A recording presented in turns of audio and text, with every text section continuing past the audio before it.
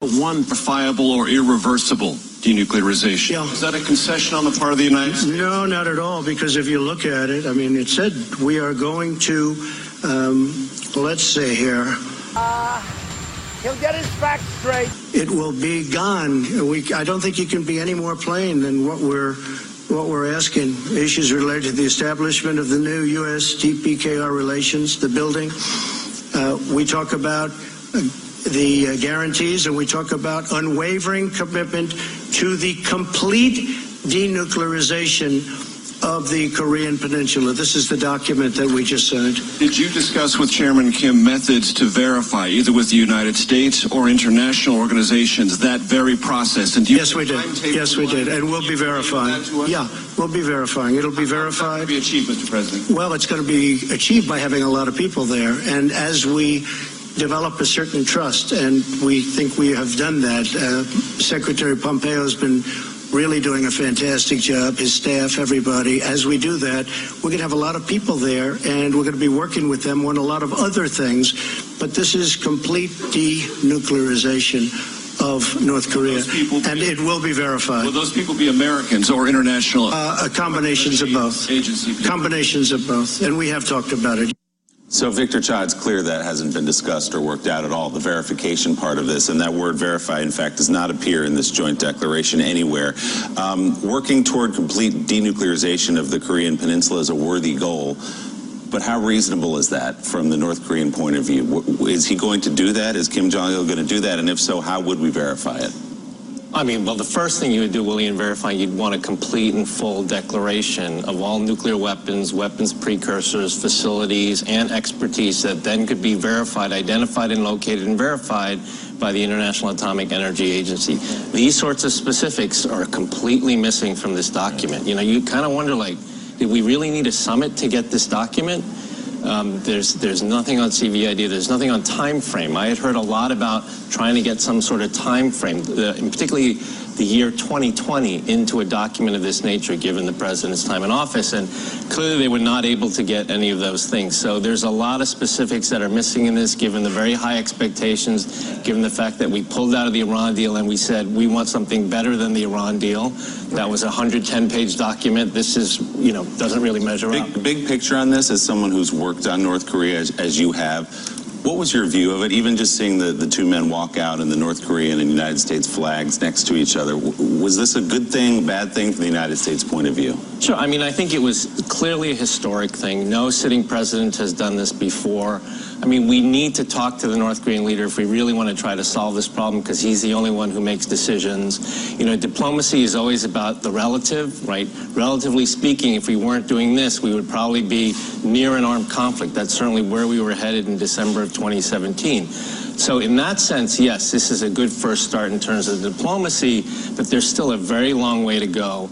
And if you look at the balance sheet, it seems like Kim got a lot more out of this meeting than Trump did. Yeah, so a South Korean military official is telling NBC News that they really want to look deeper at the president's comment regarding ending of the combined military drills, the war gains comment. They want to understand the exact meaning or the intention behind that. Jeremy Bash, let's go look at the visuals here, because the ribbon-cutting aspect of this in itself is huge. Well, thank you very much, everybody. We appreciate it. We're getting ready to go back. Had a tremendous 24 hours. We've had a tremendous 3 months, actually, because this has been going on for quite a while. That was a tape that we gave to Chairman Kim and his people, his representatives, and it captures a lot, captures what could be done. And that's a great place, has the potential to be an incredible place between South Korea, if you think about it, and China. It's got tremendous potential, and I think he understands that, and he wants to do what's right. It's my honor today to address the people of the world following this very historic summit with Chairman Kim Jong-un of North Korea. Spent very intensive hours together, and I think most of you have gotten the signed document, or you will very shortly. It's very comprehensive. It's going to happen. I stand before you as an emissary of the American people to deliver a message of hope and vision and a message of peace. Let me begin by thanking our incredible hosts in Singapore, especially Prime Minister Lee, friend of mine. This is a country of profound grace and beauty, and we send our warmest wishes to every citizen of Singapore who really made this visit so important and so pleasant, despite all of the work and all of the long hours. I also want to thank President Moon of South Korea. He's working hard. In fact, I'll be speaking to him right after we're finished. Prime Minister Abe of Japan, friend of mine, just left our country. And he wants what's right for Japan and for the world. He's a good man. And a very special person, President Xi of China, who has really closed up that border. Maybe a little bit less so over the last couple of months, but that's okay. But he really has, and he's a terrific person and a friend of mine and really a great leader of his people. I want to thank them for their efforts to help us get to this very historic day. Most importantly, I want to thank Chairman Kim for taking the first bold step toward a bright new future for his people. Our unprecedented meeting, the first between an American president and a leader of North Korea, proves that real change is indeed possible. My meeting with Chairman Kim was honest, direct, and productive. We got to know each other well in a very confined period of time, under very strong circumstance. We're prepared to start a new history, and we're ready to write a new chapter between our nations. Nearly 70 years ago, think of that, 70 years ago, an extremely bloody conflict ravaged the Korean Peninsula. Countless people died in the conflict, including tens of thousands of brave Americans. Yet while the armistice was agreed to, the war never ended, to this day, never ended. But now we can all have hope that it will soon end, and it will soon end. The past does not have to define the future. Yesterday's conflict does not have to be tomorrow's war. And as history has proven over and over again, adversaries can indeed become friends.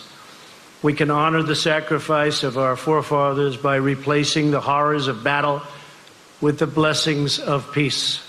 And that's what we're doing, and that's what we have done. There is no limit to what North Korea can achieve when it gives up its nuclear weapons and embraces commerce and engagement with the rest of the world that really wants to engage. Chairman Kim has before him an opportunity like no other to be remembered as the leader who ushered in a glorious new era of security and prosperity for his people. Chairman Kim and I just signed a joint statement in which he reaffirmed his unwavering commitment to complete denuclearization of the Korean Peninsula. We also agreed to vigorous negotiations to implement the agreement as soon as possible. And he wants to do that. This isn't the past. This isn't another administration that never got it started and therefore never got it done. Chairman Kim has told me that North Korea is already destroying a major missile engine testing site. That's not in your signed document. We agreed to that after the agreement was signed.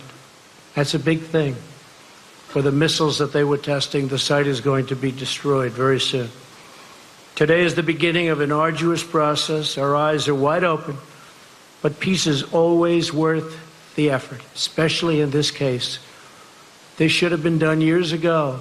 They should have been resolved a long time ago. But we're resolving it now. Chairman Kim has the chance to seize an incredible future for his people. Anyone can make war, but only the most courageous can make peace. The current state of affairs cannot endure forever. The people of Korea, North and South, are profoundly talented, industrious, and gifted. These are truly gifted people. They share the same heritage, language, customs, culture, and destiny. But to realize their amazing destiny, to reunite their national family, the menace of nuclear weapons will now be removed. In the meantime, the sanctions will remain in effect. We dream of a future where all Koreans can live together in harmony, where families are reunited and hopes are reborn, and where the light of peace chases away the darkness of war. This bright future is within, and this is what's happening. It is right there. It's within our reach. It's going to be there. It's going to happen. People thought this could never take place. It is now taking place. It's a very great day. It's a very great moment in the history of the world. And Chairman Kim is on his way back to North Korea. And I know for a fact, as soon as he arrives, he's going to start a process that's going to make a lot of people very happy and very safe. So it's an honor to be with everybody today. The media, it's a big gathering of media, I will say. Makes me feel very uncomfortable. But it is what it is. People understand that this is... So it's hard not to be incredulous to hear the president's sort of his take on how to work all this. They presented a video to the North Koreans about all the wealth they could amass in the future. And then the president said this. They have great beaches. You see that whenever they're exploding their cannons into the ocean, right? So I said, boy, look at that bridge. Wouldn't that make a great condo behind? And I explained, I said, you know, instead of doing that, you could have the best hotels in the world right there. Think of it from a real estate perspective. You have South Korea, you have China, and they own the land in the middle. How bad is that, right? It's great. So I think, Joe, it might be time for some deep historic parallels and perspective on that comment and so many others. Yeah, I think so. John Meacham, this is just too easy. Dictator doesn't want beach condos. He wants nuclear weapons, and I don't think he has any plans to go the way of Gaddafi. Yeah, remember George Kennan's great telegram about how to lay out the hospitality industry throughout the Soviet Union. It's a key. Richard actually keeps a copy of that on his desk, I think. Two thoughts. Just because something hasn't happened before doesn't mean it's historic. That's one thing. I think when you call something historic, it means that it has a good chance of having lasting implications. And I think it's very unclear, at least to my layman's eye, that this does that.